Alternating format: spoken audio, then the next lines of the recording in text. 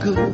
There's a YouTube show full of fun facts you need to know. Carl rings the bell and the members show to the GMP morning show.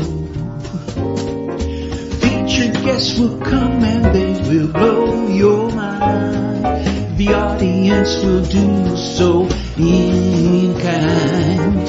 The little vanity mixed with some insanity on the morning show with GMP.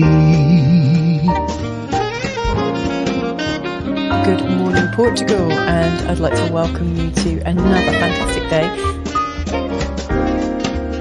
Hey, you GuMPers.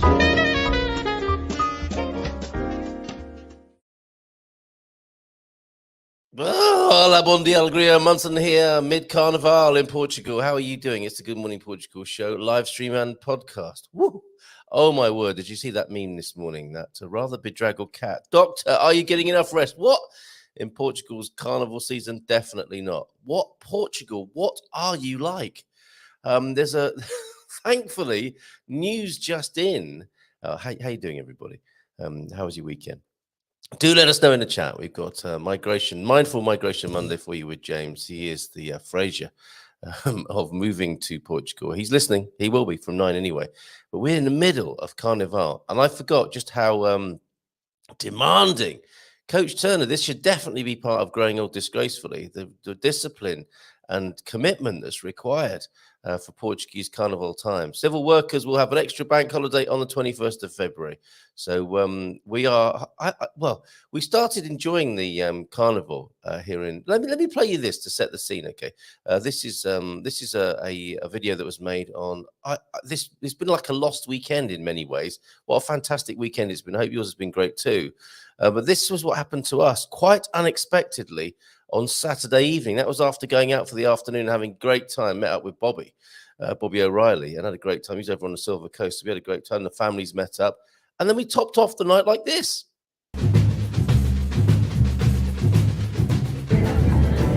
Oh, I say. Cheese shop. Where are we tonight? Well, it's pretty, doesn't it? There we go. Let's have a little wander around town tonight in San Martinho de Porto on Portugal's Silver Coast. Oh, chimes. You can hear the hum of music. Atmosphere. It is festa. Oh, more meat. My goodness. Mouth-watering delights and drink at every turn here as we're limbering up. I think it's quite early still for Portuguese Carnival. It's just about 10 o'clock in the evening. But there's music and food and dancing. Aromas in the air, all vying for our attention right now. Quite incredible. So this is the green where we normally have our meetup, which is quite a sedate and pleasant spot. Quite quiet on a Wednesday. But look at it tonight. It's been turned into a pleasure zone. Look at that. Incredible. What a transformation. Super dupes.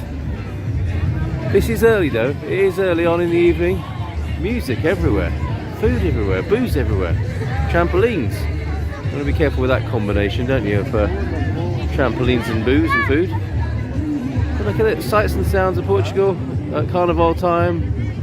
It's amazing. This green, utterly transformed. It is a pirate festival as well. Pirate themed, pirata themed Carnival here. Oh look, there's a cannon on the deck. Down below through the portholes. Incredible. Arr. And that's out to sea behind the boat here, where the kids are bouncing on the trampoline there. So much here. Hey, this might be the chill out zone. And then a last little shot here for you of Palmeira. Our pal Nelson in his shop window there. That's our host on a Wednesday. Fantastic. There he is, and he's inside the cafe there. Hey, Nelson! Is this something I said? All right, good night. We're going off for a festive time now.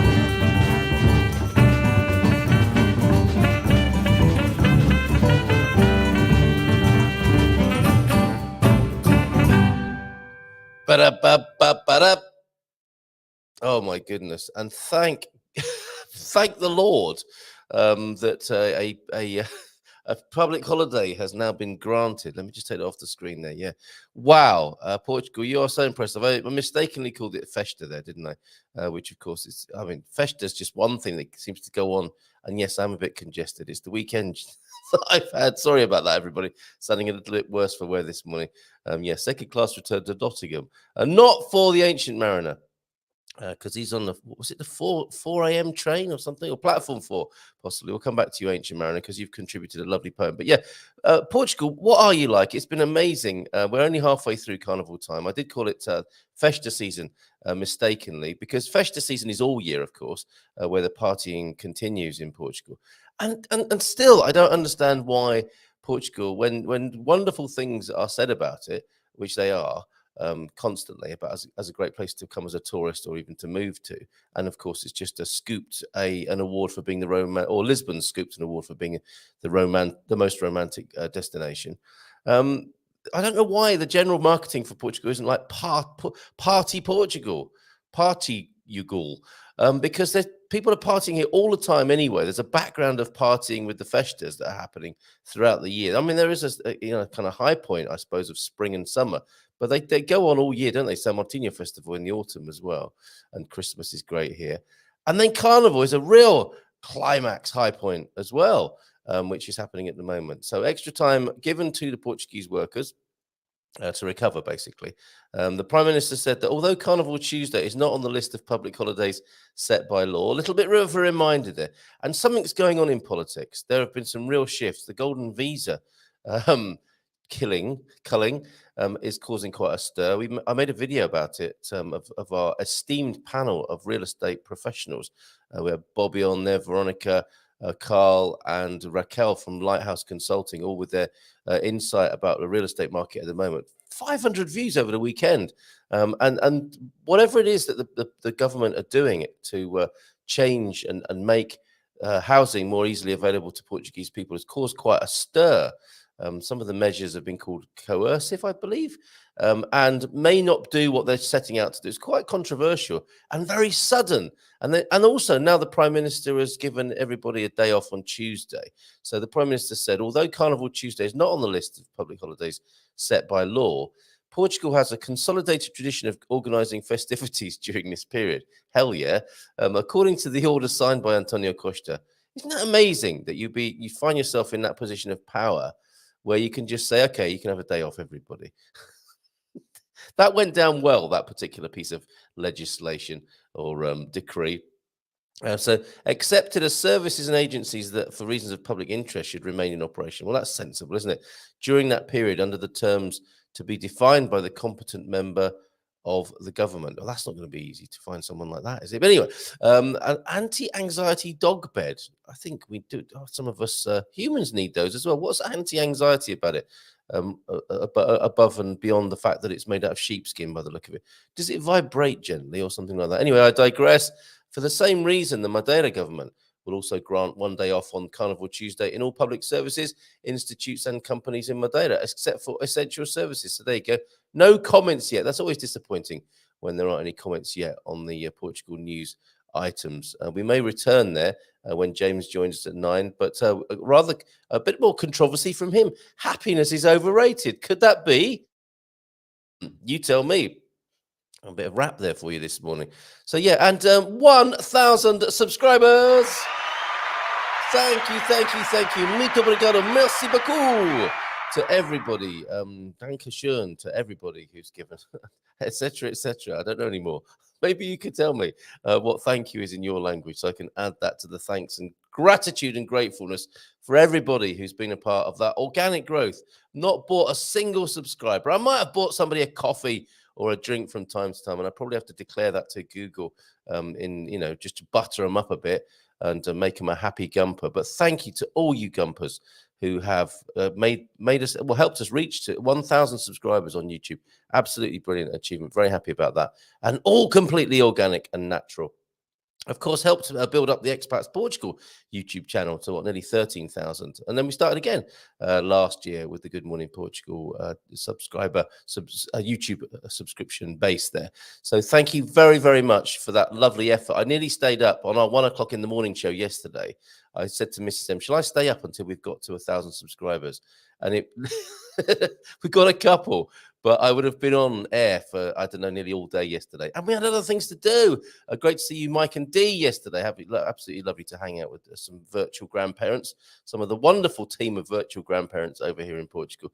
Lovely to see you. And then pop to the Carnival with the kids again yesterday evening. Just a small party from the Munson household, because we'll be there again tonight and for the finale tomorrow night. What an amazing... Well, did I tell you I live next door to the president of San Martino de Porto?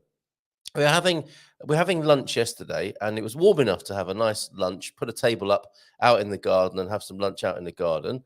And the president shuffles along in his pirate outfit to the gate and waves, and then beckons his wife over, who joins him. And we gave them a round of applause. President and Mrs. President, the First Lady of San Martino de Porto, looking absolutely brilliant, dressed up as pirates, probably going off to enjoy themselves, but as we'll do a little bit of civic duty as well, maybe open a particular part of the Carnival or welcome some people into town. Absolutely brilliant effort here at San Martino de Porto with your pirate-flavoured Carnival. We also have Philomena. I'll take a segment from the video that Philomena sent us from over there in Miranda de Corvo, and lots of lovely pictures coming in. Thank you, Anna, as well. We'll feature some of those. Look at these lovely kids from Villa.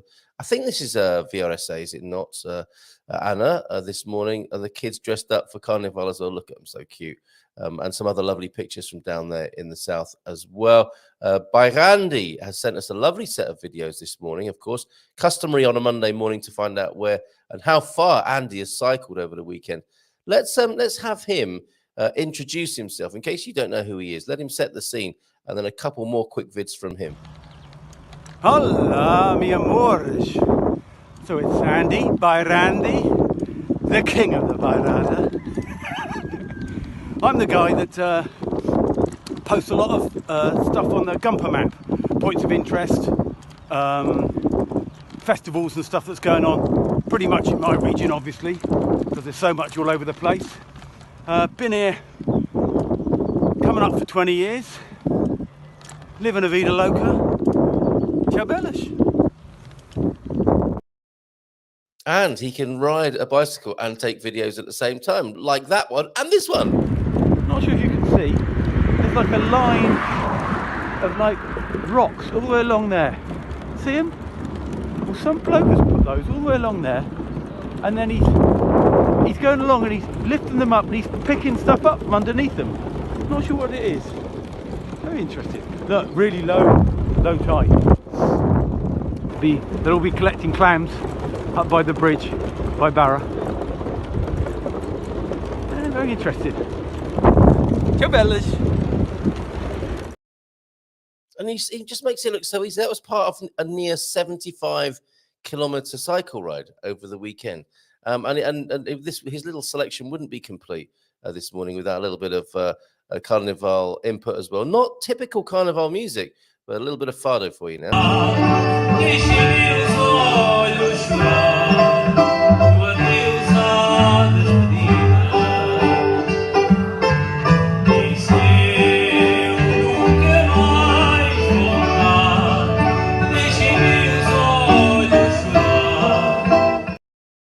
So Portuguese sounding, right? And I think that's going to be in the early part of the Carnival, because it's I mean, did you see some of the costumes from the south? Clive, who else was it who said, yes, I know, gentlemen, where your zoom lenses led you down there in I think it was Lulé, but certainly down there in the Algarve. Some incredible Carnival outfits.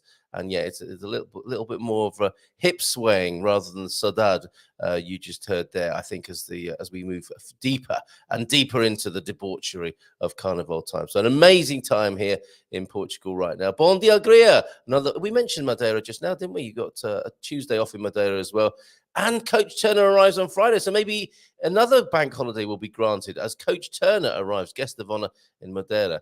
later this week. Another week starts, but this one's a bit different. So have a great trip to Madeira. Please send pickies, Coach Turner. Lovely to see you on Friday, of course, along with Big Phil and Bobby on the screen with our Bond theme special. That was a lot of fun. God Squad tip of the day from you then. I was going to focus on healthy feet and ankles this week, but came across a piece by Ben Fogel, which made me think. Ben is best known as a TV presenter, but is also an activist. Don't be angry. So yes, activism leading here to possible anger. Don't be angry, says Coach Turner. Being angry is like holding a piece of burning coal in your hand and hoping the other person feels the pain. That's Ben Fogel. Ben presents a series called New Lives in the Wild, and the first episode of series 16 was in the hills outside Castelo Branco. So what's going on? Is this environmental activism, and he's suggesting not burning fossil fuels, especially whilst you're holding them. And what's his anger about on this occasion? Ben Fogel there via Coach Turner. I wonder. Yes, I do understand why people get angry. Of course, it's very human to be angry. But letting that piece of coal burn too long in your hand is going to hurt. I think that's a good point. And maybe it can be transformed into passion and action rather than just sitting there raging constantly. Doesn't make for very good company, does it? I guess a bit like misery likes company, so does anger, though. Bon dia, GuMPers from T-Duck Attitude. This fellow was probably angry from time to time and very witty, of course. Attitude is a little thing that makes a very big difference. Attitude, never. Attitude is a little thing that makes a big difference. Yes, Winston Churchill's motivational contribution this morning via T-Duck.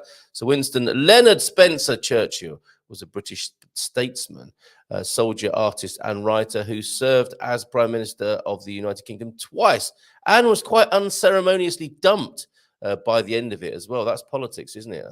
All the thanks you get can suddenly change. His portrayal, was it by... was it Alan Bates?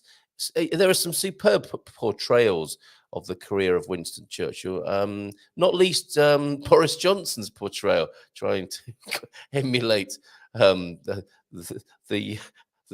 what some see as the greatness of Winston Churchill, of course. And I think anyone in that position will have a mixed reputation. But yeah, Boris is doing his best, isn't he, to emulate Winston Churchill. Portuguese saying of the day then this morning, quando é bem te chegar. How funny that we should move in politics to chega, but chegar, not chega. Quando é bem te chegar, meto em casa. When good comes to you, put it at home. Very good. An opportunity knocks only once. Opportunity knocks, folks. Then this morning, the sanctuary of Bon Jesus de Mont is a cat. I thought this the Hugununu had some added Winston Churchill this morning. No, the Hugununu this morning are intrepid discoverer of Portuguese facts. Hugununu takes us to the Bon Jesus de Mont, which is a Portuguese Catholic shrine in Tanões, outside the city of Braga in northern Portugal. Its name, it means Good Jesus of the Mount. And it's quite an extraordinary building. Who's been there? Do let me know if you've been there and walked up these steps, these iconic steps here in Portugal. They're incredible, aren't they? They are a pilgrimage in their own right. Once you get to the top, this is the building you see up there, the Bon Jesus de Mont. And where's the rest of this? Okay, the sanctuary is a notable example of a Christian pilgrimage site with a monumental Baroque stairway. Who doesn't like a monumental Baroque stairway first thing in the morning that climbs 116 meters, 381 feet, and is an important tourist attraction of Braga? So there you go. Let me just take that comment off the screen and let's appreciate those pictures one more time. There's that staircase. I mean, you feel closer to God in many ways, don't you, having made that ascent there. There's a close-up of the monument itself. And there's the view back down. Isn't that fantastic? That is wonderful. Braga. So many cities to commend to you. Braga's got to be one of them. And then when you go to Braga, you can enjoy this as well. Super dupes. And they may be T-Duck's very own pictures there. Thank you very much, T-Duck. Or if that wasn't you, whoever took those pictures for us. And keep them coming in on 913-590-303, if you will. It's going to be one of those mornings, I think, though, where I miss a few things. But do persist and don't worry if you need to remind me to reassert something that you would like me to include on the screen. I've got a little bit, just before we finish talking about Carnival, this is the atmosphere in the restaurant that we ended up in on Saturday. Popped over to see Bobby O'Reilly in the Praia del Rey Marriott, don't you know, which was a lot of fun. Nowhere else was open. So we went to the Marriott to meet up and had a lot of fun having a chat and a glass of wine and an Imperial, a few bits of cheese in there. What a fantastic view. What a place that is. If you love golf and you don't know of the Praia del Rei golf course on Portugal's Silver Coast, that's certainly one you golfers should know about. The height of luxury. And it was one of those days on Saturday where all of Portuguese life was there for us. The 5-star aspect that you would think would be in Lisbon or down in the Algarve. But we got a bit of that here on the Silver Coast as well, at the Praia del Rei golf course. And then over to Caldas for dinner, where there was a carnival-themed do at the Lisboa XL restaurant. I know I've only driven past this place, and we had a chance to go to it on Saturday evening with the O'Reillys. And it was like going back to the 1970s for a dinner dance. Check this out. Not it. That's Philomena. Hold on. Check this out.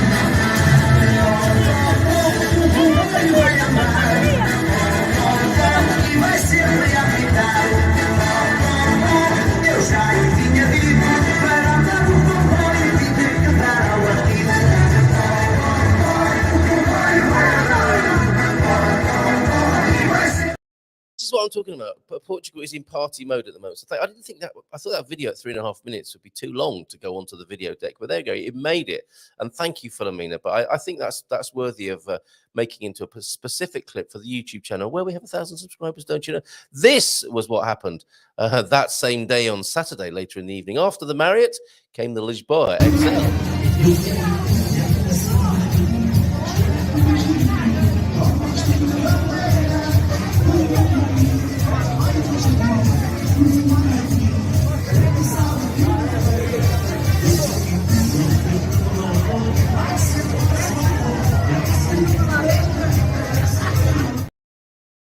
That is the most incredible place. It was like partying in my youth, as I remember going to family parties, 18th birthdays, 21st birthdays, wedding receptions. It also looks like a cruise ship, doesn't it?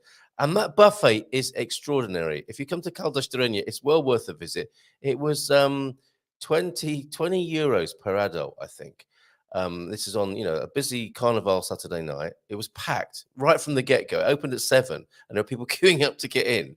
And inside is every conceivable Portuguese meal that you've ever seen laid out buffet style. Dessert starters, petiscos, little snacks, everything. All there, all laid out, all ready to eat. And then the band came on, the guy with a keyboard came on and started playing, and people were straight up and dancing. And it was truly an amazing evening. And it was all you can eat. And it turns out, I said to Bobby, "You're in my town, I'll get the drinks." So I went to the bar to try and pay. Drinks included as well. It was incredible. Unless you had whiskey, you had to pay a little bit more if you went to the top shelf, as it were. But what incredible value, what an incredible evening. Great to have the Munson and O'Reilly clans meeting at Lisboa XL on Saturday night. And it was just such a lovely aspect of Portuguese life, mid-Carnival, and so convivial, so happy, and such fun there. So let's go back to your comments. What have you been up to? Are you enjoying yourself mid-Carnival as well? Let's have a look. Oh no, what's this? PT Country Bear Marcus. We had to miss Carnival this year. We are sick with gripo zinco. A gripe, having a cold, a bit of constipado, of course. Zinco. Are you full of zinc? Are you dosing yourself up with zinc? Or does that mean something else in Portuguese? We've got the I can hear the music while the slug James, the Frasier of Mindful Migration is warming up. In my mind, I'm hearing the Rocky music. Ding, ding, ding, ding, ding, ding, ding, ding, ding, ding, ding, ding. Yes, look at him go! He might even have a potato in his potato sacks this morning. You never know. Or is he just pleased to see me? Bom dia, GuMPers! Feliz segunda a todos! Como foi? Os mochos. Fim de semana, he's saying. He's coming at us from every angle. Slug thug on a mug, it's back. Did you miss me? Hooah! On mute this morning then, because I'm on platform 4, not 4 a.m. I read that as 4 a.m., not 4 at Faro Station, traveling to Lisboa. this morning. Come on, look, when you're in Portugal, people don't mind if you turn your mobile phone up to full volume to watch something. If you need to see something on your phone, just watch it. Portuguese people really don't mind that on public transport or anywhere. Bon dia alegria from Pete, concreting all day. So I'll have to see. Is this sort of gangster body burial business going over there in Fundão? I hope you all had a wonderful weekend at Festa. Have a great start to the week. Cheers, Pete, and to Salvation Army. Have a safe trip and enjoy those amazingly cheap prices on the train and the views. Yes, I think Salvation Air Force, who has sent us a poem, by the way, is enjoying an Alpha Pendula trip. Who doesn't enjoy a bit of Alpha Pendula action in the morning? I'm loving the lime green curtains and the lurid tangerine upholstery. A little uneasy on the eye early in the morning, of course. Looks great in the sunshine, though, doesn't it, in full Portuguese summer? I may give a running commentary of my journey. Some trees, hills, white houses, another tree, some more hills. Yes, keep it up. Antonio F is here. We're loving your Carnival season, Antonio F. And Bon dia alegria. I told us, Feliz Semana Novo. A happy new week to us from the Portugal sun, who's working and a lurking there in South Africa. Anna Olsen, let's go to more of your pictures. Anna, thank you so much for your thoughtfulness and excellent photographic skills. Jess is also in. Hola, meus amigos. And let's have a look at these pickies then from Anna. I showed you one or two, didn't I, of the kids in the carnival procession. These little beauties here.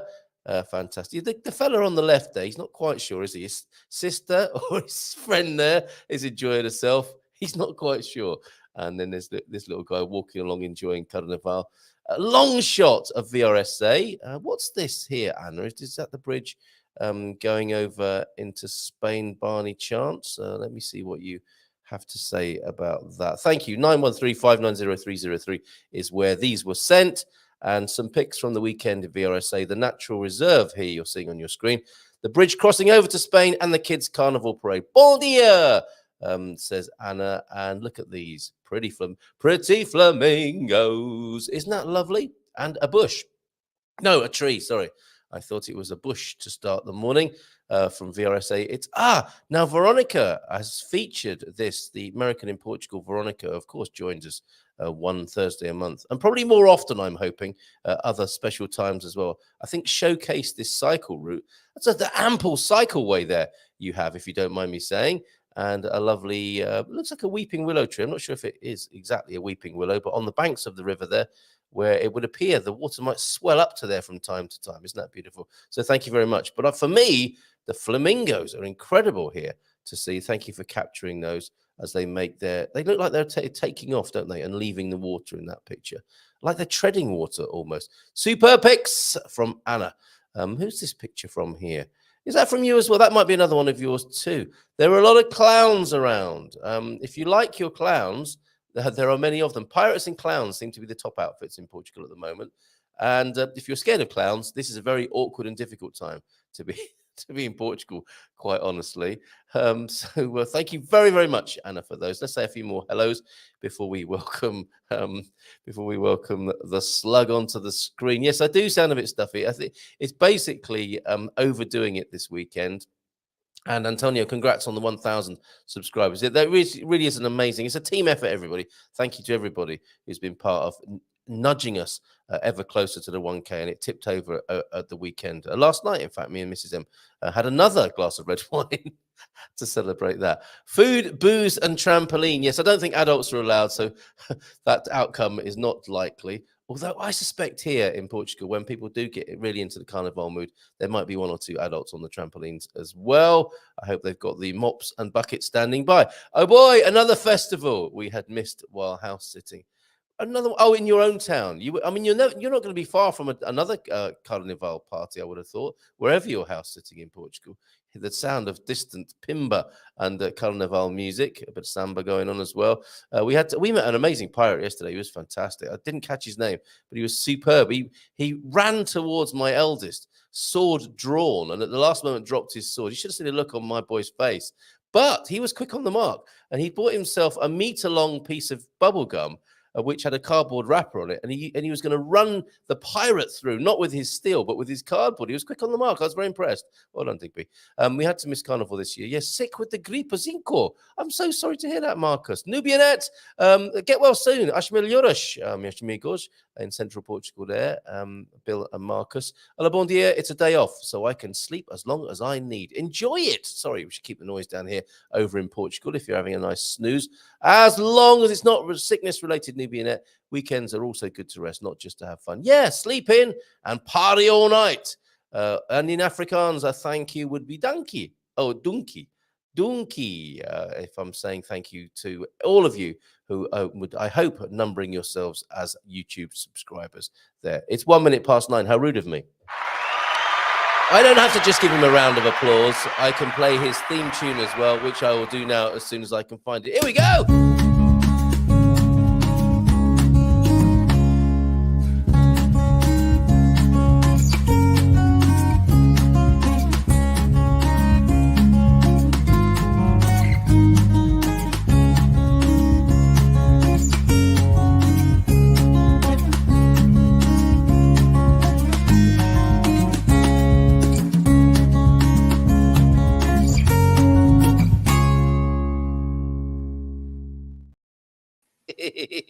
Limbering up and hitting those high notes. That's better than Rocky any day for me. It is. It is. And I think wherever you go in Portugal, that should be played before you enter a room. Good morning to you, James. How are you? I'm fantastic, thank you. How are you? I'm pretty good. A little bit worse for wear. It's been a busy and very enjoyable weekend. And I don't ask you anymore, how was your weekend? Because I know better than that now. Well, what's the weekend? Yeah. I can ask how you are, can't I? Tudo bem? Absolutely. Yeah. Muito bem. Obrigado. Muito bem. Good to hear. Good to hear. And shock horror. We've been a little bit clickbaity in recent time, haven't we? And you came up with a cracker. Happiness is overrated, which is the cover slide this morning. A little bit controversial, sir, on Mindful Migration Monday. Would you care to explain yourself? And we'll deep that this morning. Isn't that the nature of clickbait? To be controversial, get people curious and say, what is that? Yeah, happiness overrated. What is this guy on? And I find myself, on the few times that I'm actually hooked by clickbait titles, I find myself often, almost always, disappointed in the actual information that's provided, because it has little or nothing to do with the thing that got me to look at the whatever it was they were trying to get me to look at. So right. And still we do it, right? And still they do it, and still we do it. It's the rubbernecking of social media, isn't it? It's like, I don't want to miss out on this possible whatever it's meant to be. Yeah, well, there's this fundamental drive, and there's been all kinds of fairy tales and stories and mythology around this notion of being curious. That humans are incredibly curious, and you get something that goes, huh? It's like almost impossible not to want to look at it. There's like, for me, it takes a conscious effort to say, clickbait, leave it alone. But no, but come on, pass through. Go, real effort involved to deny that curiosity. Yes. And the advertisers, the marketers, everyone knows that. So that's what they use to get people to dig in. Yep. I get all kinds of phishing emails that have those kinds of little subject headings on them. So I know this is spam, but what does it say? Yes, and you kind of you have that transcendent view of that whole experience, don't you? I'm bigger and better than this, but I still want to look at how much bigger and better I am than this person who's trying to get me to open an email. What is it they're saying? Yes, exactly. Maybe it's really something. Anything to talk ourselves into it. Yes. I don't think you're falling into this. This isn't just a cynical ploy to get extra viewers, is it? No. Because in many ways, I was going to say we don't care about extra viewers, and I don't mean that. Having got to 1,000 subscribers on YouTube, I don't mean that in any careless or cavalier way. You just throw any more at the end of that. We don't care about it anymore. it's kind of clickbait in its own way, isn't it? You don't care if you watch or not. It's like, well, I'll challenge you. I will watch. It's just really wrong. But what I mean by that is, we're very proud of the organic growth. And who doesn't like a bit of organic growth in the morning, James? People who are subscribed and watching really want to watch. They haven't been terrified into it, which is one of the methods, of course, of having people watch things. They haven't been seduced into it. We're pretty sexy, so I guess there is that. We might be accused of luring people in by virtue of sexual attraction and magnetism. But there's not much we can do about that, is there, James? No, I don't think so. I've struggled with it my whole life, and You know, what can you do? Yeah, dial it down a bit, mate. Just go thank you and, you know, carry on. And move on. Don't make a big deal of it. So there is some substance to what you're talking about, as always. And with this clickbaity idea of happiness being overrated, I think you've got something serious to say. It's not a cunning and cynical ploy. There is something in this, isn't there? Yeah. I've given considerable thought to this idea of happiness. Before I kick into that, I had an afterthought from last week. We were talking about the 27 points of, you know, liking or not liking Portugal or whatever that was. And I had the thought that it's not about finding the perfect place. It's about finding the best place for me. And there's a substantial difference there, because you can't read someone else's experience and know whether that's going to be your experience or not. So there's a certain amount of experimentation necessary. And ultimately, somehow that just felt like that. I just wanted to top it off with that thought. It's the best place for me. Yes, absolutely right. Well said. Well said. And you know, that's the limited use, I suppose, and benefit of vicariously planning your trip. And these things should always be seen as indicative, shouldn't they, and suggestive rather than any kind of guarantee. Because we don't want to be bringing that American business over whereby people say, you said I'd be happy in Portugal and I'm suing you because I'm not. I'm going to sue you. Yes, exactly. Both on the same train on that one. Yeah. You offended me. I'm suing you. You made me sad. I'm suing you. It's like, oh, come on, please. Come on. Yes. It's because of that I learned the word litigious. I never heard it before. I didn't know what it meant. And then at one point I heard it. I said, what's that? I go, oh, that's what Americans do. All right. So, yeah. So none of that. And quite frankly, if some of my observations around what's going on with the strikes and some of the politics, there is a degree of legal action that has some power when it comes to people who supposedly are claiming you're in a democratic, you know, free society, who are doing things that you think are illegal. You can sue them, and Americans are quick to do that. I don't know how that works in Portugal, but, you know, I've been talking with Louisa, and she was supposed to get increases in her teaching promotion along the way so she could retire, and they basically just said, the last 8 years we didn't give it to you, well, we're not going to. Whoa. You know, and it's like, they can do that? It says, yeah, they can do that. And so, you know, people from the United States are like, what? No way. I'm getting an attorney. I'm going to sue the government. Yes. Yeah, well, there's definitely something going on here at the moment, isn't there, politically?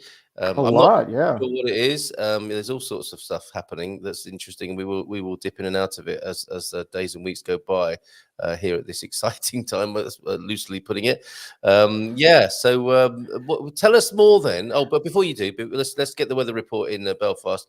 Bon dia, Colin GuMPer, from a mild 10 degrees Belfast overnight, going to be a balmy 13 to 14. Wow, steady on there. But a chill coming Wednesday night and a drop to 2 degrees. One thing I have heard in Portugal, when going back to this idea of suing people, James, is to threaten court action. This is one of the little sort of phrases you hear: threaten court action, but never go to court, because it takes a long time. 85 years. The remainder of your living days are spent trying to work it out.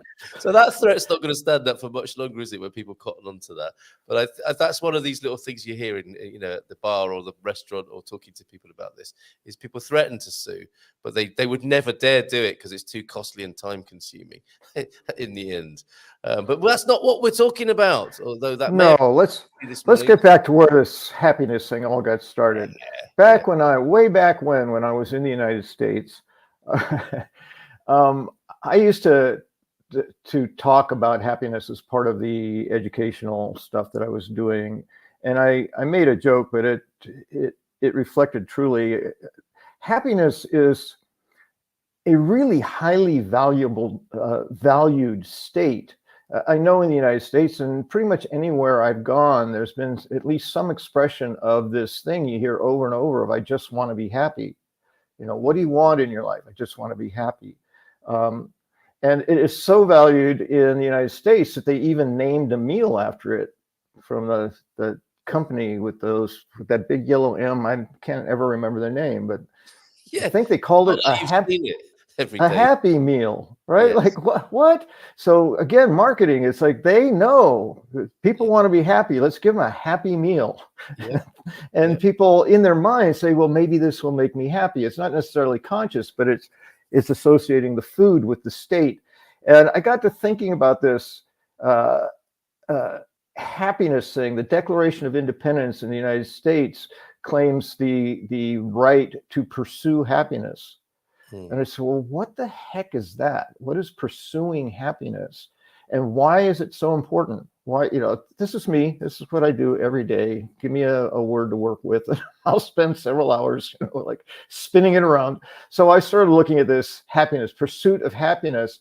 And as I evolved and grew and became more aware and educated about different states, I realized that the reason we don't find happiness when we pursue it is because we're looking outside of ourselves. Mm-hmm.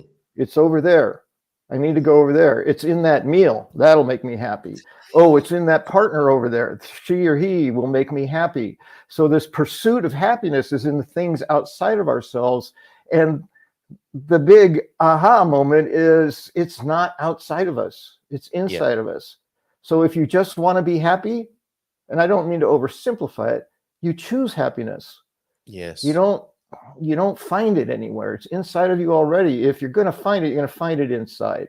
So this thing about I just want to be happy, I'm thinking, well, happiness is an emotion like any other emotion. Sadness, anger, frustration, all those emotions are just, happiness is one of those. Yeah. We experience all of them. And all emotions are fleeting. They pass through. So this notion of pursuing happiness is to achieve a constant state, but we don't achieve a constant state in any emotion. So that got me to thinking, all right, so if it's not happiness, truly, what is it that, because humans we have this yearning for a life that is something, and we've labeled it happy, but I don't see that it's happiness that we're actually after. So let me get caught up to my thoughts. Temporary, yes. I do like the way this is going. While you're doing that, James, let me just check in on a few more greetings this morning. Thanks everyone for being here on this Monday morning. Yes, all the photographs from Anna were from Villarreal, Sant Antonio there, and Nubianet is just enjoying a little bit of solitude and researching accommodations in Portugal. Let us know if you want any help with that. All right. Nubianet. We've had the weather forecast, haven't we, from Belfast this morning, from Deagle. Hope you're feeling better as well, Deagle. Good morning, people, says Lee McGrady. Congratulations on hitting 1,000. You'll be with us tomorrow morning, I hope, Lee, as we have a bit of a sustainability special tomorrow and visit Jason Hall at his wonderful quinta and chat with our pal Joao Oliveira in Fundao. Congratulations, you say, on hitting 1,000 on YouTube. The only way is up from here. And this is a really good example, James, of happiness. My happiness being out there achieving 1,000 subscribers, of course. And when that moment comes, it's not the same anymore, isn't it? All of these external achievements, and I'm certainly not undermining the joy of them in a sense. They are not sustainable, I guess, are they? Because the next thing is 10,000, and on it goes. Or two people unsubscribe, and or someone in your life that you love dearly dies. I mean, there's all kinds of things that happen aside from this 1,000. So it's certainly, I'm not trying to diminish the value of feeling happy. I mean, I love it too. I love feeling happy. And the reason I can get there frequently is where I'm going next, which comes from, well, not comes from, but it reminds me of something that the 16th president of the United States, Abraham Lincoln, once said, a quote that I like of his, because it's kind of folksy. He is from the Midwest. He says, I reckon folks are about as happy as they make up their minds to be. Yes. Yep. And that to me is truly the key to essentially any of our emotions. We can choose them, but it's a process of being aware that that's a choice for us. Yeah. Because there's nothing outside of us. The other phrase around happiness that you hear all the time is, that makes me happy, she makes me happy, 1,000 subscribers makes me happy. All these things that make us something, some kind of emotional state, and they don't. We choose. maybe not consciously, it's a reaction to whatever's going on around us. It's a reaction to the person. It's a reaction to the circumstances that generates an emotion. So if we're madly in love, we say that person makes me happy, but that's a false statement. It's not actually accurate. Yeah. And again, in the process of doing my work, I learned so much by working with other people and sharing their process with them. It's such a great back and forth. I had a high school age teen that I was working with years ago, and he had recently gotten into a new relationship. And I can remember high school and being in it's like, whoa, I mean, you're just like overcome with these feelings. And Yes. and I, so we were talking about the relationship, son, and he used the phrase, she makes me happy. And he tended toward being depressed. It was feeling, I didn't want that to go too far. Like, this is my remedy, that as long as I'm with her, I won't be depressed, because inevitably a high school relationship, more times than not, is not going to end well. I'm feeling the pain of that as you say it. Yeah. Oh, James. Yeah. Say Yes. it so. Yes. Exactly. And so if my whether I'm feeling depressed or not is based on this relationship, and then this relationship gets tough or goes away, then I'm inclined to be even more depressed. So, I wanted to kind of nip that one in the bud. And I was thinking about it. It was the first time I ever processed through this notion of people don't make us happy, because we say it all the time. So what is it we're trying to say when we say that? Or what is it that's going on when we have this experience of something or someone making us happy? And the best I could do with him in the moment, the best I've come up with in the meantime, is that the presence of that person or the experience that we're having makes it easier for us to access that happiness that we have inside. That when life is being really challenging or really hard, it can be tough to muster feeling happy. It's still there, and we can do it. We adjust our thoughts, focus on things that make us happy. For me, it's always gratitude. If I can find the things I'm grateful for, then my emotional state raises. So it's not that the person themselves makes us happy. It's that when I'm with that person, at least presently, it's very easy for me to choose happy feelings, for those to be present. So we have this experience that they're making us happy, but it also takes our power away.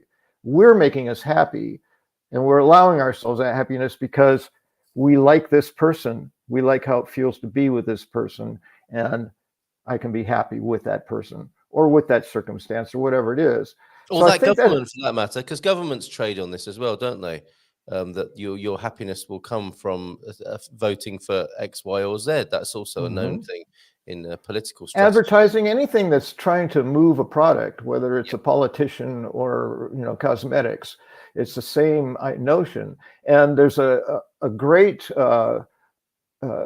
article that was written back, I think 1999, around the turn of the century, by a woman who I think wrote for the Chicago Tribune. And she wrote what was in the style of a graduation speech, because it was toward the end of the year, around June, when people would be graduating. And then an Australian actor, Baz Luhrmann. Yes, sunscreen. Yes. Yeah. And one of the pieces of advice in that was, don't read fashion magazines. Yes. They'll just make you unhappy. Yes.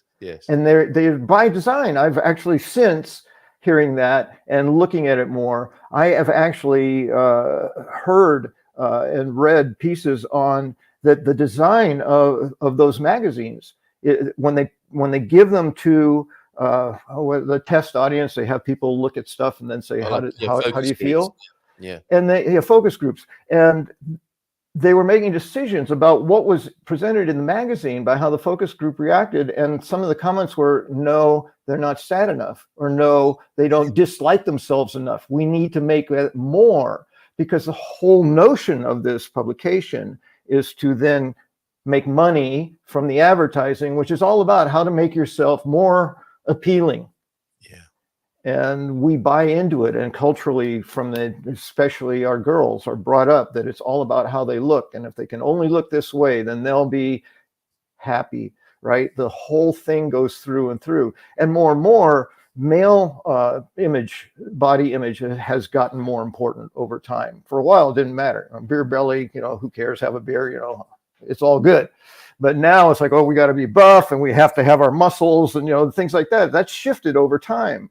It hasn't always been that way, but for women, I don't even know how far back it goes. So it's in the training, it's in the process that to be happy, you need this. So to me, I read that. The irony of it, I guess, is that's kind of sad, isn't it? The pursuit of happiness is a kind of sad thing when we look at it from this angle. And of course, we're doing Mindful Migration Monday, which is how you and I meet up every Monday to look at an angle on coming to Portugal. And it's there.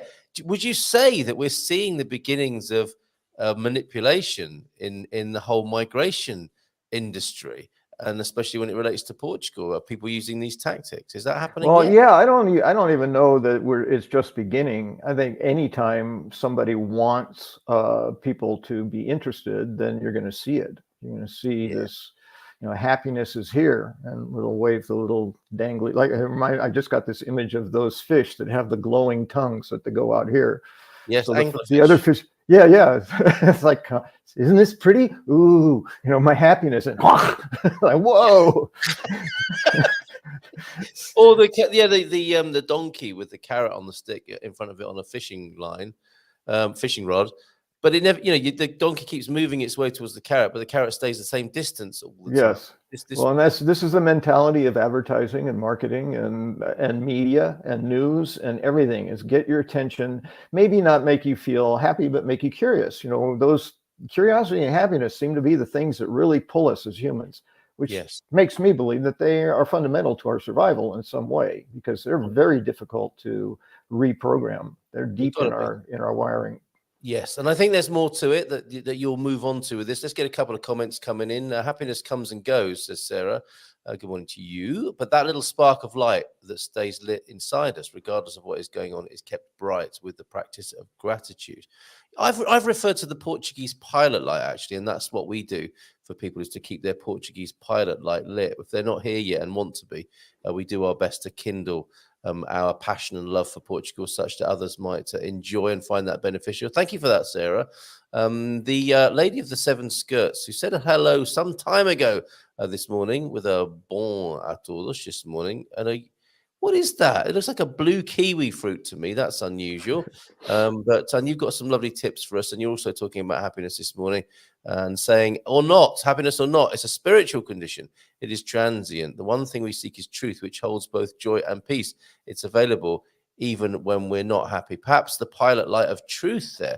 Were you going to go on to say a little bit more about this and perhaps the more transcendent states of happiness, like joy or contentment? Okay, yes. So I suspected where this is where we might be going this morning. And of course, the great spiritual teachers and traditions would tend to lead you in that direction as well. So you're in good company this morning, James. I enjoy the company. Yes, Guru Slug is here, everybody. The company makes me happy. Oh, wait. Don't get attached. Don't get attached. Okay. And I think it is really, it is fascinating, isn't it? How, it's great that we're having this conversation, and it's a good check and balance, I think, for anyone who thinks, if I move to Portugal, that's all my problems solved. Because that's pretty much, that's another way of looking at things here, isn't it? That may not be the case. Yeah, well, and that's the relationship that I wanted to bring to this concept. I mean, obviously happiness is, or not, is a part of everything we do in our life, but specifically for me, it's a kind of a heads up for folks if they find that they're looking at a place because they have this idea that I will be happy there, that place will make me happy. Then I believe at some point they're going to be disappointed and frustrated. And inevitably, just like in a relationship, which we've talked about, the 8 stages of developing a relationship, when we first get here, we're in that vacation, fascination, infatuation place, right? So when we're infatuated in a new relationship, it's all grand. But eventually, life catches up and the reality of that relationship begins to enter in. And at some point, it's not that thing out there anymore. It's here where I am. And happiness is going to pass. Happiness is fleeting. It's not going to remain permanently. So this idea of, I'll be happy there, the draw of being somewhere else, while it's valuable in motivating us to do it, the idea that somehow it's going to sustain us, I think, is not sustainable. It's not sustainable. Because it's temporary and it's fleeting, it's not something we can build on. Yeah, it passes through. You can't build a building on wind or water. It moves. Someone better write that down. That is on another live stream in generations to come. James Holley will be attributed with that comment there, possibly. It might be an American saying of the day for the future. So what I'm thinking is, as I thought about this, all right, so if it's not happiness, what is it? What is this yearning we have? And I had the thought, I think Mick Jagger and the Rolling Stones were on track when they said they couldn't get any. Yes. They couldn't get any satisfaction. And that can sound kind of, I don't know, not very sexy, but and not very powerful. But so it's not just satisfaction. It's not just comfort. It's something more than that. But when I looked at that, I said, I think really, because I look at myself and I look at the people who are yearning and they're striving to find that happiness elsewhere, and they're not succeeding in that, but there's still this pull towards something else. What is that? I said, the conclusion I've come to from my own experience is that really what we are actively attempting to do and to achieve is to optimize every experience to the fullest extent possible. Like in each moment, we want to create that as the best moment we can make it. Moment after moment. Now that's something we can build on. That's a life we can build and structure around this bringing ourselves to the maximizing of every experience. And I think the sense that we'll be satisfied, that idea of happiness, is that it resembles that. There's a contentment in it. The contentment, again, sounds kind of like satisfaction. It's not sexy like happy. And to me, what I'm talking about now is more akin to joy, which I don't believe joy is an emotion, because joy it's an internal thing, and we can call it up, but I don't know exactly how it works, but I hold joy as something deeper, more sustainable, and more powerful than happipiness, if I'm going to make a definition of that. So I think that's what we're striving toward. Is that the comment that is so powerful is living a life well lived through the choices we've made and the actions we've taken, this life that we've built for ourselves, where we can sit down from time to time and look at it and breathe with this tremendous satisfaction and this tremendous joy, perhaps, of what we have built. We can actually feel it. We can see it. It's in some ways like building a house. It's nothing till you have a foundation and you build it. And then you can, when it's built and it's the house of your dreams, you can look at it and go, this is what I was working toward, having this thing. Am I happy? Yes. Will I be unhappy with this? From time to time, yes. The happiness is going to move it out. But I can look at this house and say, look what I did. And there's this tremendous sense of satisfaction that comes from that. And I think that's what the yearning is about, but we don't recognize it. So that's why one of the things I say, this idea that happiness is overrated is I don't think it's really what we're looking for. We're looking for that bigger, deeper, more sustainable state of a life well lived. And if we accomplish that, my final thought on this was succeeding that we may in fact, or it may in fact help us to access an abundance of good feelings, satisfaction, joy, pride, gratitude, and yes, even happiness. Mic drop. You could enigmatically leave the stage now. Thank you very much. Well, I'm with you. I'm absolutely with you there. And that's the interesting thing, isn't it? You said it may induce some good feelings. They may come up as a result of the other phenomenon you described. And that is so human, isn't it? To think, okay, so I get good feelings from that. I'm going to cut straight to the good feelings. But I am so with you, or not a but, it's an and. I am so with you on that process. It's the process that is the process of joy and contentment. The journey, enjoying the journey, brings about the good feelings. And it takes work. It does take right? some work. There's no question Yeah, about you have to consciously and intentionally build this life, the life worth living. Yeah, Happiness is mostly just a reaction to what's going on, which is part of the reason that it's fleeting. It's like, the symptom. oh. It's the symptom, isn't it? Not the cause. The cause Yeah, of and it is I just had the thought as you were mentioning that the happiness is, I think, well, not I think, I know is a huge part of addictions of almost any kind. Yes. And you know, it's when you said we want to just have that thing now. I just want the magic pill where I'm happy all the time. Yeah. It's like there are other things going on with addictions, but one piece of it is I just want to be happy. There's that sense of, you know, why do I do this? Because I get relief from whatever is causing me to not be happy. And so just give it to me. Yeah, relief is a huge part of what humans call happiness, right? Yeah. So some amazing insight this morning. If you want to call in with your ideas about happiness, 913-590-303. The biggest phone in Europe is currently, you may have sensed the disturbance in the force that the biggest phone in Europe had opened its phone lines. They are open. 913-590-303 if you want to. Well, you can send a meme, as Joao F has done. This is pretty sobering. Thank you so much to Joao F. Good morning to you, and thank you for sending this in this morning. This just in, hot off the press. An error occurred. Wait a moment, then try again.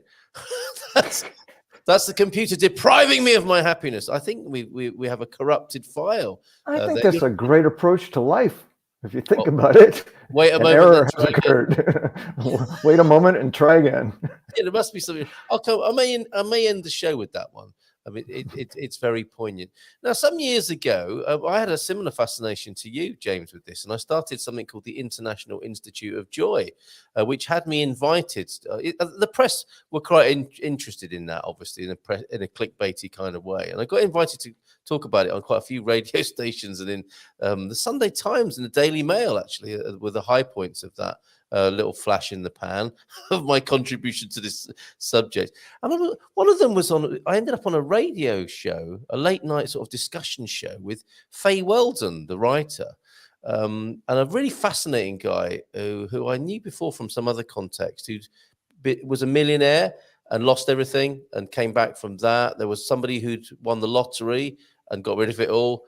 And it was all about these superficial material things and whether they brought happiness or not. And of course, you know, late into the night, we discovered exactly what you're talking about, that it is an inside job. And one of the things that stayed with me, as well as the definition of joy, which is, to me, is happiness without a reason. You know, there's the rationality of happiness, isn't there? And the pursuit of happiness, as you put it, which is a noble thing in its own right until you drill down into it, as you've done. But happiness without a reason, when it just comes up, that always seems to be a very elated and elevated sense of happiness compared to getting it. Your mentioning that reminds me that I have identified a symptom of depression on the other side of it, which is sadness or heaviness or hopelessness with no reason. Yes. Right? Like it doesn't make sense. Otherwise, I'm just sad or I'm frustrated or I'm whatever. But depression is like I have this for what feels like no reason. So joy, same thing. I experience this jubilance for no clear, concrete reason. Nothing I can actually. Rationality. There's no rationality in it. It's natural. And adding to what you were saying about working for it, what one possible way of realizing this rather than achieving it or getting it, because they're different, aren't they? Is joy, contentment, the spiritual state of happiness, if you like, might be the absence of unhappiness. So some say it's our natural state, don't they, to feel free and joyful, like a baby gurgling in its pram, which, you know, some of us might do from time to time, but that's probably because of the Portuguese red wine. You know, it may well be that addressing the unhappiness in our lives, that's the hard work, isn't it? What is making me unhappy? And what is it I can do about that to have it, to be free of it? And especially if it's addictive or persistent or dysfunctional, it may well be that addressing those things that hinder us and harm us will just allow for this natural state that I think T-Duck is referring to as contentment. And it goes hand in hand with the luggage baggage thing that we talk about. You know, if you're trying to avoid something, you're not going to succeed. At least if it's interpersonal stuff. You know, if it's another human being and you move far enough away, you can probably avoid them. But how they made you feel, how you felt when you were with them. Yes. You know, you're not gonna leave that behind. So those kinds of sort of, for lack of a better word, negative experiences aren't going to go away by changing your environment or changing the people you're with and all the rest until you do the work. Yeah. People are trying to escape that work. A great example is addictions. They're trying to run away from the work that needs to be done, which is often painful and difficult. It requires a lot of looking inside. And if there's a lot of stuff that you've experienced that you don't want to look at anymore, that can be really hard. But the saying, the only way out is in, it just is like, there's the truth. And would you say that we're moving into a more accepting and helpful environment generally for people who do want to do that work? I mean, it seems to me like there have never been so many tools and methodologies around to support that process. And in no way, I think, James or I, making light of it, it is hard. It is hard. But would you say that there's more help than there's ever been in that pursuit? It's funny. I just had another thought. And you're getting an idea of how I do therapy with people. It's just like, oh, inspiration. Oh, something I saw, something I thought, boom, oh, speak it into the world. And having said that, now it's like, oh, what was that? Because it's so fleeting. It just comes in. So the question was more available. Is it a more helpful? You know, in many ways, of course, it's really much more unhelpful. We live in a very insane dominant narrative, I would say. And I think a few people would agree with us on that. There are many challenges, and we live in an extremely rational world. And there are some odd things going on, you could say, in the advanced stages of Western civilization. And at the same time, are there more tools and is there more help available to deal with that nonsense than there's ever been? I believe there is. Matter of fact, I know there is. We know so much more about so many things by virtue of the internet. I mean, it's almost impossible to not be able to find something on something if you want to look for it. But it's not a function of the tools we have. It's a function of the tools we use. Oh, so there we go. If we need to go dig I'm trying to remember, a pit is what I think what they call it in Portugal, you know, a septic tank. We need to dig a hole where it's like, yuck, I don't want to. We can have all the shovels in the world and all the people in the world to help us dig it. But if we have to dig it too, it's like, no, thanks. I'll just leave all those shovels out there on the ground. I don't want to do this. And I think that's a really great way of looking at it. There is a very strong desire, because we somehow sense, we know that if we get in there, it's going to hurt. If we go in there, it's going to be a lot of work. It may take a lot of time, a lot of effort. And the only thing I can say is only 100% of the time when you do the work, your life gets better. Like, there's no failing that if you do the work. So it's worth it. You know, it may be hard, but it's worth it. And that's the thing that people have to buy into. This thing, like exercise, you know, getting back in shape. If we're overweight, we're trying to lose weight and get fit, that's going to be a lot of work and a lot of effort. And we may or may not enjoy that depending on how physical we are as beings. But ultimately, if we do it, we're going to feel better. We'll be healthier. we're building that life worth living, or a life well lived, as opposed to just trying to be happy. This donut will make me happy. It's that workout. Now I'll just have another donut. I'll just keep taking the happy pill. Yeah, the bola de bill is a special kind of joy. But yes, it perhaps could be part of a bigger regime of well-being. The thrill of a new relationship comes down to hormones, says Mulia. How often I've never felt this way before. The hormones make you feel like it's a brand new feeling. What a fantastic bit of design that is. Yes, and additionally, the younger you are, and this is why those same hormones we're talking about, the more powerful the experience is. So we have this desire when that one almost inevitably, not always, sometimes it works out, but more often than not doesn't. That first love feeling becomes the happiness we're pursuing. I want it from this person. Oh, I'm not getting it. I want it from this. I'm not. Well, you're never going to get it because of the way we're made up physically and chemically as a teenager. The experience is so mind-blowingly larger than it will ever be again in our life that there's no replicating it. The hope is that we that we begin pursuing a more mature, a deeper, more rich experience in a relationship. But that just, it's the Romeo and Juliet, I'll kill myself for you feeling. I mean, they were teenagers, they were like 12 and 13 years old. People forget that, but these were not grown, adolescents. These were very young kids who were having these feelings. It's why early drug experiences become more difficult to overcome.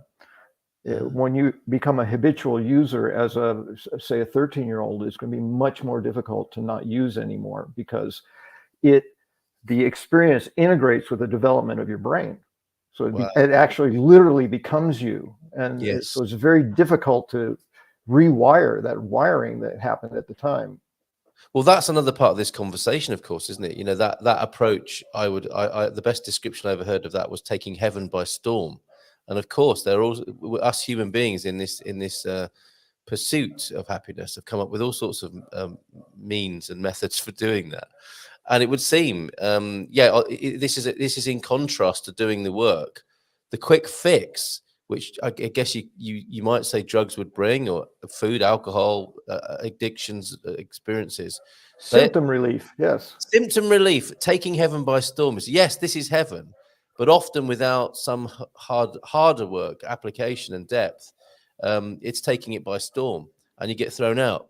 Yeah, So and by virtue of that, it's not sustainable. It won't last. The only thing to get something lasting is to build something permanent. So again, that life well lived, that's what if we make that, we build that, then it's not a fleeting thing. Yep. You can call in if you've got a contribution to this incredible conversation. We're not afraid to go here, are we, James? Not at all. Biggest questions of humanity here. For me, questions, comments, observations, I love it. Yep. For me, if I'm curious, I'm more alive, and sometimes a new environment stimulates curiosity. There's something that you can have from coming to Portugal. Then a new environment, and many mini environments within the big environment of the Portuguese lifestyle. I've certainly become more present to that recently. And I absolutely agree with that. And the power of that statement is that we can be curious about anything. So it doesn't require us to move somewhere else. But if we know that satisfying curiosity creates this sense of being more alive and more fulfilled, then to get curious about stuff. We're talking about the desire to do something and the difficulty of it. And of course, learning Portuguese was one of the things, or any new language. I don't want to say it's just Portuguese, but the idea is, language. I'm curious about language. I'm always hooked by what the origins of words were. How did they evolve? From where did they come from, and how did they evolve into what? That's something that I'm curious about. So learning the language to me is exactly what Sarah's talking about. Pursuing that curiosity, which I probably wouldn't be doing if I hadn't moved to Portugal. The motivation to learn the language was, well, this is where I am, and for me, I feel responsible to learn it. But the curiosity is what brings the satisfaction and pleasure to the experience. So yeah, if curiosity is it, be curious. Absolutely, pursue Which your also curiosity. causes Sarah to say, I think Mondays with James are my favorite GMP day. How about that? Thank you, Sarah. I wonder if we have Mo- if the end of year awards, and this year's goes to GMP. Well, I was about to say mine too, but I thought, well, that might be a little too much. No, you go But- ahead and blow your own trumpet. That's fine. Darren's joined us in the meantime. What's your secret formula for successful happiness? Maybe that's not the right way of putting it, but yeah, I mean, please share those, folks here. If you have if you after your few decades on this planet, what are your secrets? You know, what brings you true, lasting, sustainable happiness? That's what we're talking about: joy, contentment, and satisfaction in life. That kind of subtle, not the euphoric and hormone-driven happiness of teenage years. Not that there's anything wrong with that. It's just that it's not the sustainable stuff necessarily, of which the lady of the seven skirts says, James, I've heard adults say, I've never felt this way before. And that's a lovely thing, of course. Tom Cruise jumping up and down on Oprah's sofa. Was it Oprah who never felt that way before after that, or Tom? I'm not familiar with that particular clip in our culture, but it sounds like fun. Yes. Certainly, if you haven't done certain drugs and you're doing them, you haven't felt that before. Absolutely. So true. You know, if you're psychotic and you haven't been psychotic before, you've never felt that way before. So there are things that we experience as older adults that we haven't experienced before. But you know, the only thing I would say, if it's about love or this sense of love, this euphoria that teens experience, it would be where I would go with a client who said, you know, well, I've never felt this way before. First, I would check you know, is that true?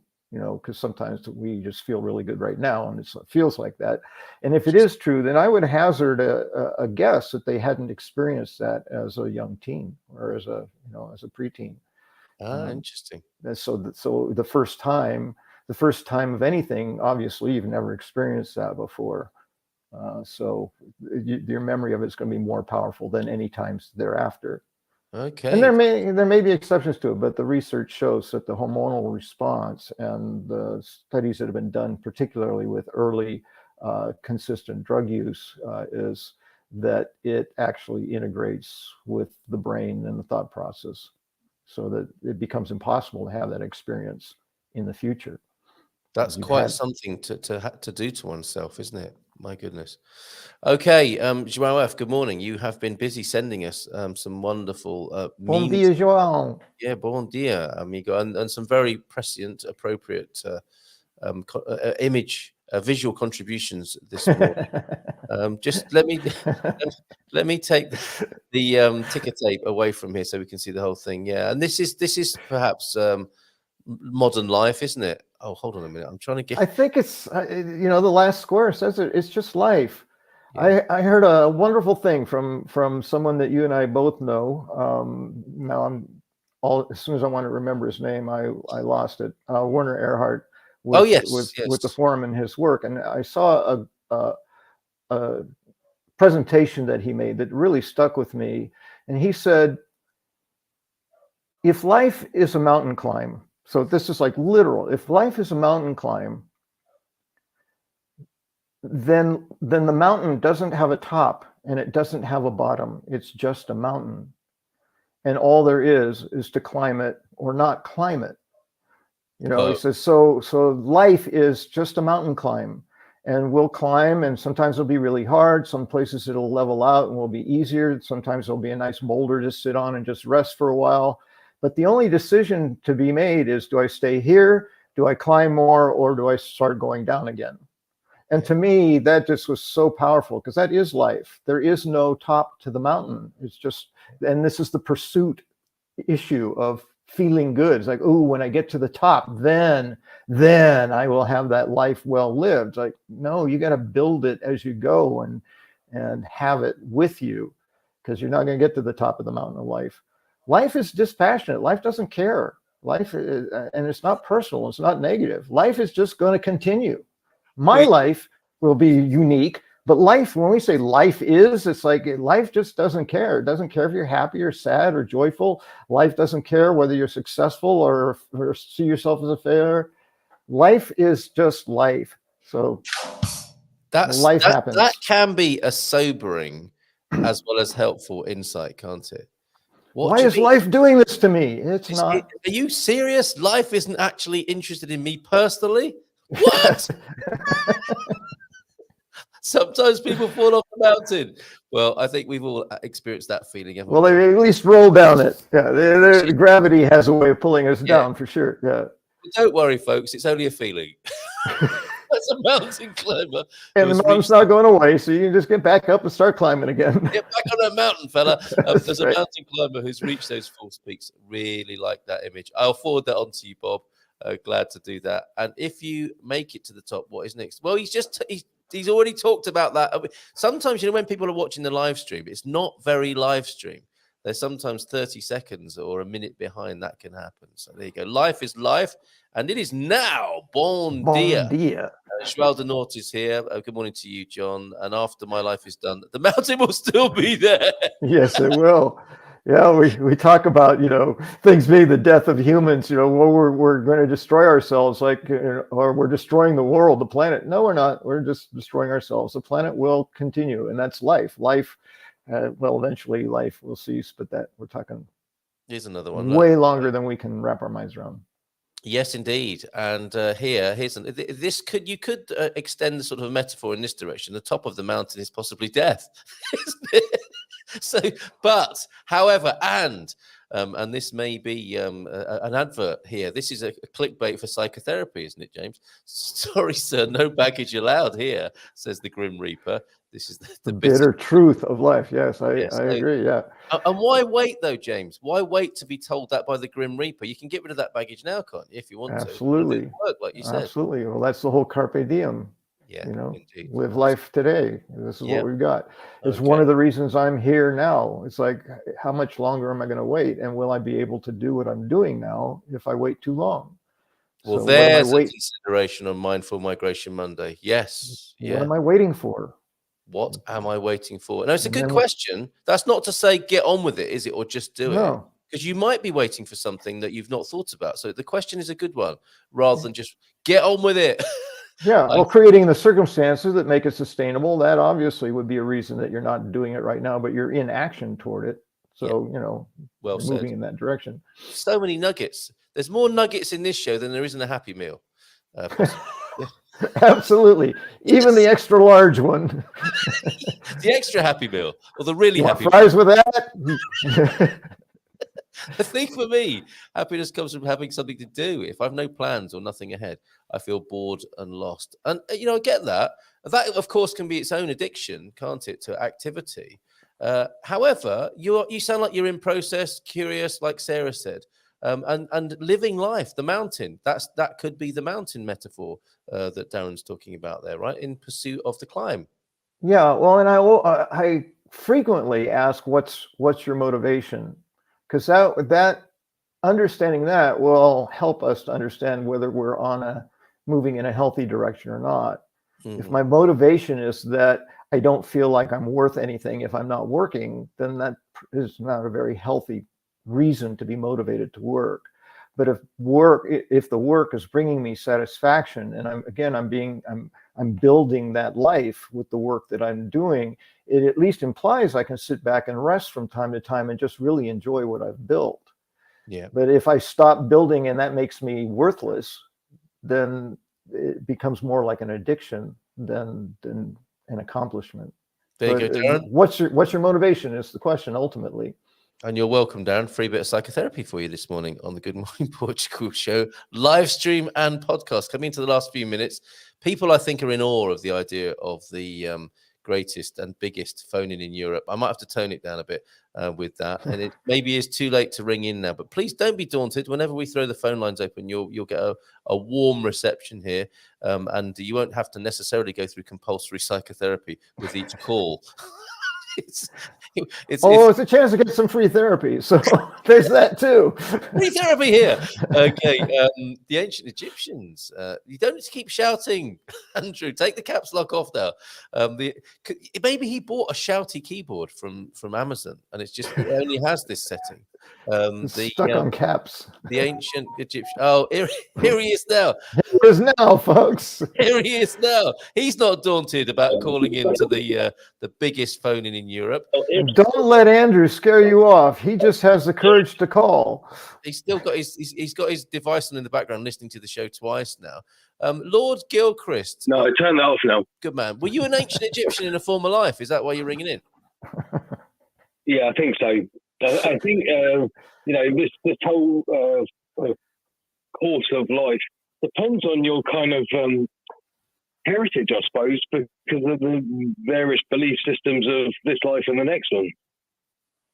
Don't you think? Go on, say that again. Let me just wrap my head around that. It's that last thing is like no baggage with you with the Grim Reaper, you know? Yes.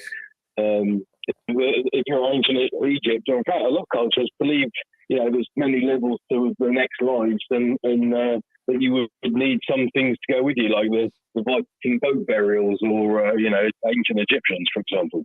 So, I mean, it's kind of all foreign attitude to it. It's like, oh no, you can't take anything with you. And that's depending on the period of human life, of course. Absolutely, yeah. And there's a piece of that informs culture. Depending on what you believe, a lot religiously, but whatever your beliefs are, sure.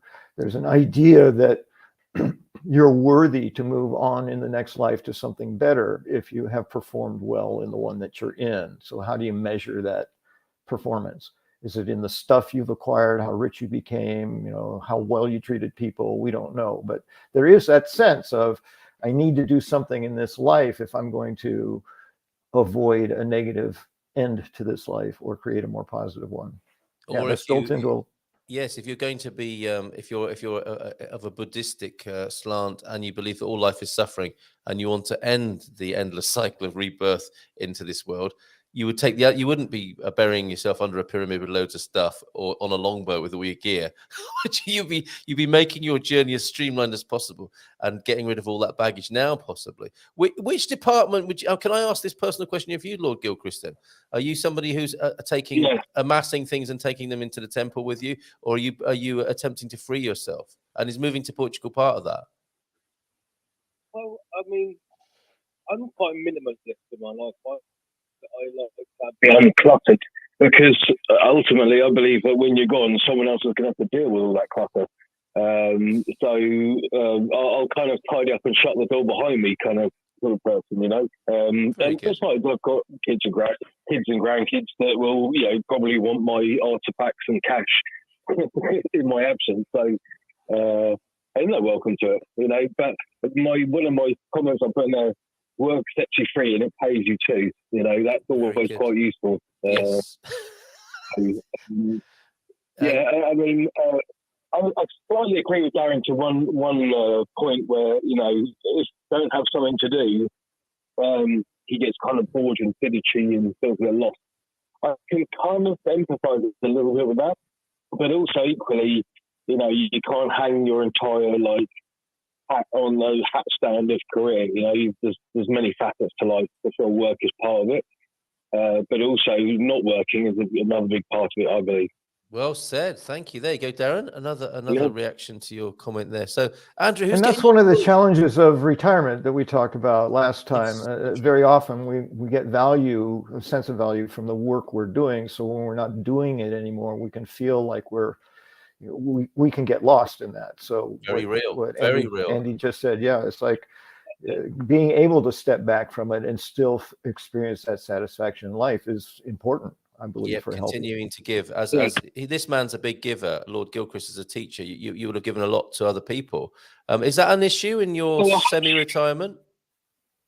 I hope so. I hope if I've inspired or motivated or convinced someone that they are of worth, that it's not just all about get a job and pay your taxes and so on and so forth, but that you can think and you can question and you can decide and you can choose and you can evaluate and look at things. If I've kind of got that message across, then I can consider my whole career a win, even if it's one or two people.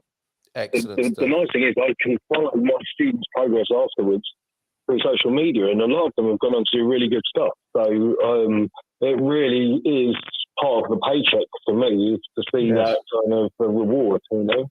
And that sounds, And on the spectrum of sustainable happiness or momentary happiness, that sounds like some of the stuff that's neither joy and contentment in there. So good for you, Andrew. Thank you for ringing in. Yeah, you built something. Have a great week, You too, mate. ladies and gentlemen. Just a happy week to James as well. I do enjoy Monday. Thank you, sir. I enjoy your company as well. You can go from the sublime on a Monday to the ridiculous with the man cave on a Friday night, of which Lord Gilchrist presides over that. And they're not unrelated. They're not unrelated. You've got to have yin and yang together, you know. You can't have it all one way. Absolutely. Go and enjoy your yang, and I will speak to you soon, mate. Thank you very much for calling in. There he is. Great week. Cheers, mate. Bye. That's Yang Drew. I'm going to rename him this morning, Yin and Yang Drew. Excellent stuff as we conclude now. Now, how I'd like to do this, again, sublime and ridiculous, we'll do some dad jokes, but some poetry as well. Poets are really good on this matter, aren't they? A lot of poets have tackled the idea of human happiness and what it is. Mm-hmm. And often they're often successful with this, aren't they? Because they're not telling you rationally exactly what to do. It's a bit like, you know, with like spiritual teachers, you know, you look at the moon, not the finger. And obvious, and what happens sometimes, of course, with these how-to books of, you know, how to be happy, it gets very rational. And if you do X, Y, and Z, you'll be happy. But the poets have an advantage here, don't they? Because they kind of lead you towards a sense of things rather than giving you a checklist of what to do, which can go either way. So we have two wonderful poetic contributions here this morning and a brace of dad jokes. I think we'll have a sandwich, 2 slices of poetry with some dad jokes in the middle there. And don't forget the visual. On Monday, I can just look you in the eye and say, hey, yeah, there's that too. I feel scared now. I will not forget the visual. We'll put those, they will be the pickle inside this sandwich of 2 slices of poetry with 3 dad jokes and some pickle of a visual dad joke from James in the middle. So from the Ancient Mariner, who sent in a recent comment here, I caught a fleeting glimpse of a comment to the effect that happiness is overrated. Video on its way to Carl via WhatsApp. Now, I cannot possibly play a video from the Ancient Mariner, aka the Salvation Air Force, without looking at it first, because he sends me some terrible things. So I will vet that. But I think it's safe to share with you a poem that has been sent for us to share today by the Ancient Mariner and the Salvation Air Force. So one and the same, maybe, I don't know. Many of the great poets, as he says, or she, or they, of the Enlightenment, Shelley, Keats, Wordsworth, and especially Byron, and we'll have some Wordsworth as well this morning, so stick around for that if you like your poetry, were off their proverbials on opium. For me, the weapon of choice is Lidl, and it's port at €4.29 a bottle. And with the muse coursing giddily through my veins, I offer you this masterpiece. Here it is. The day has come, it's here at last, the day that I review the past. Starting with the year just gone, which once again I spent alone. Starting with the deadly sins, the place my problem just begins. I readily agree, guilty of breaking at least 3. Greed is the first, and now I see there are indeed at least still 3. to Loth, Wrath, and Sloth, I ask, am I a sinner? The answer, yes. No contest here. We have a winner. To the commandments, I hope I have abided, but even there I have backslided. My belief in God is not too strong. Unquestioning faith somehow seems wrong. I have tried to love my neighbor. Unfortunately, she died. Now my flat is isolated. No one on either side. This is great. I hope this poem turns around, don't you? At some point here. Well, I'm actually chuckling along. It's very compelling and humorous. Yes. The first 5 commandments are difficult for me, but with the other 50%, I readily agree. Reflecting back on sins, there is gluttony, lust, and pride. Whether guilty of them all, I really cannot decide. It seems there is room for improvement, but age is on my side. Most sins require some movement, so I'll stay saintly till I've died. I carefully avoided lust, confession if I really must. The spirit is willing, the flesh is weak, The opportunity is what I seek. Very good. An original composition, and one of those, a musical one on Indie Thursday. We've had an amazing song sent in, a bluesy song called Portuguese Cowboys. But that Ancient Mariner, Salvation Air Force, is what can be done on a €4.29 bottle of port from Lidl. So that's remarkable. Another reason to move to Portugal and enjoy those very competitive prices and our lovely port. So yes, a very good penning there. And bon voyage to you on the train. I will finish this morning after these dad jokes, not forgetting the one from James, with the recital from the Caldash crooner, who wasn't feeling too good this week because he had a bit of flu, but he shared with us what's known commonly as daffodils, but I think it's also correctly known as I Wandered Lonely as a Cloud, isn't it? From Wordsworth, which we will share with you this morning. Wish me luck, says Darren. I've got the removal company coming in 2 days, and I feel like there's so much to do.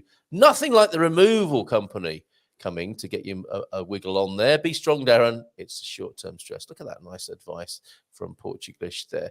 So thank you, everybody, this morning. Let's do the dad jokes now. This one from you. What was it you loved about this? You do like a bit of Trekkie memery, don't you? Do you want to do this one yourself here, James? For me, it's not whether it's Trek or Star Wars or whatever. It's the images that sort of complement the feel of the joke.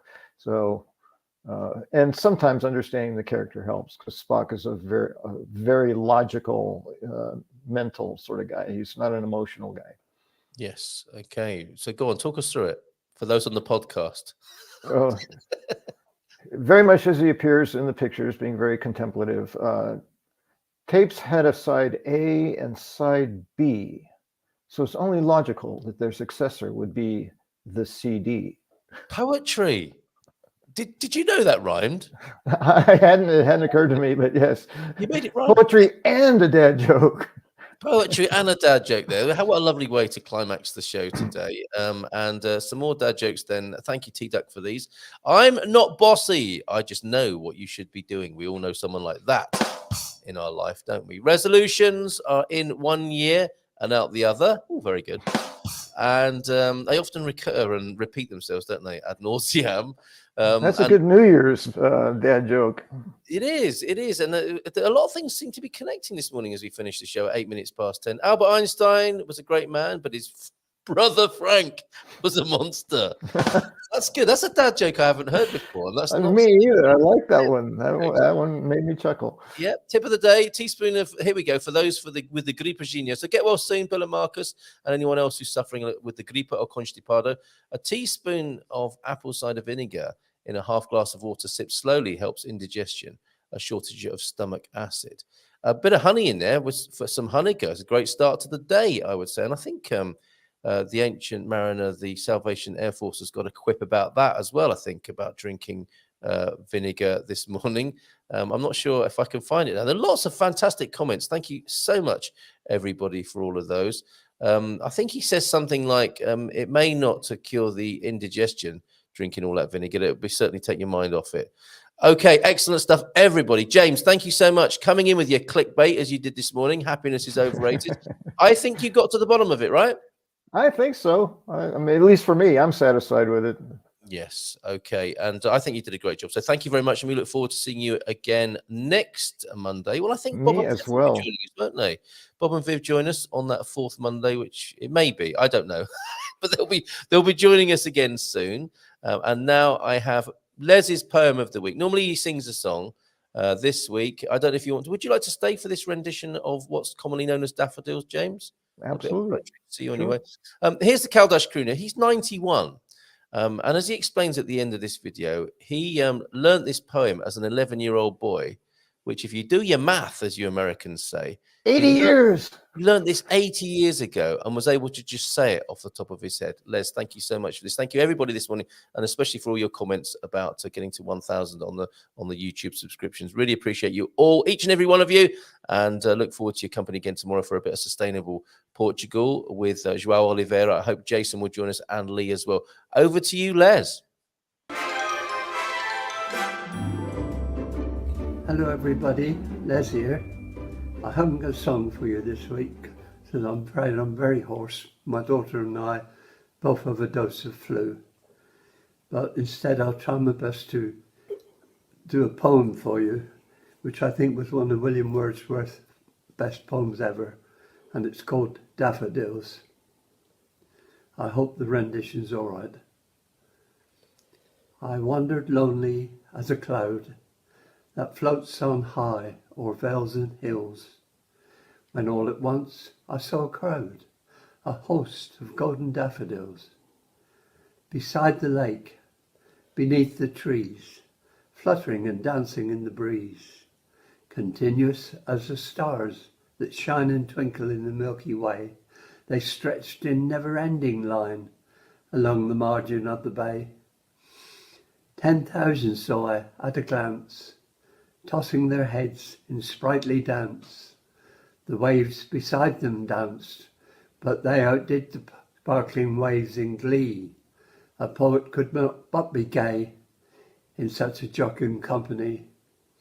I gazed and gazed, but little thought what wealth to me this show had brought. For oft when on my couch I lie, in vacant or in pensive mood, I flash upon that inward eye, which is the bliss of solitude. And then my heart with pleasure fills, and dances with the daffodils. I learnt that when I was 11-year-old, so that's 80 years ago, and I can still remember it. I hope you liked it. Thank you, everybody.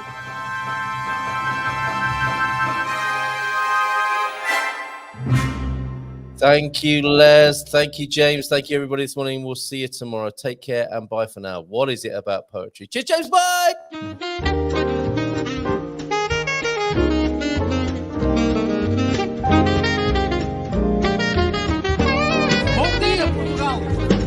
In Portugal, there's a YouTube show full of fun facts you need to know. Carl rings the bell and the members show to the GMP morning show. Featured guests will come and they will blow your mind. The audience will do so in kind. The little vanity mixed with some insanity on the morning show with GMP. Good morning, Portugal, and I'd like to welcome you to another fantastic day. Hey, GuMPers.